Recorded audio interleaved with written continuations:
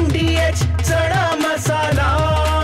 आता छोले असो किंवा चवळी, पांढरे चणे असो किंवा काळे चणे, सगळं काही कमाल बने। MDH। या ठिकाणी माझ्या वाढदिवसाच्या निमित्तानं माझ्या मित्रपरिवाराच्या वतीनं स्वाभिमानी केसरी 2025 हे पहिल्या वर्षाचं मैदान आम्ही आयोजित केलेलं आहे।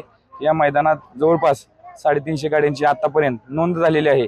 आता 1-1.5चा टायमिंग आहे आणि या मैदानाचं पहिलं बक्षीस आहे 1,51,000, द्वितीय बक्षीस आहे 1 लाख, तृतीय बक्षीस आहे 71,000, चौथं बक्षीस आहे 51,000, पाचवं बक्षीस आहे 31,000, सहावं बक्षीस आहे 21,000 आणि सातवं बक्षीस आहे 11,000।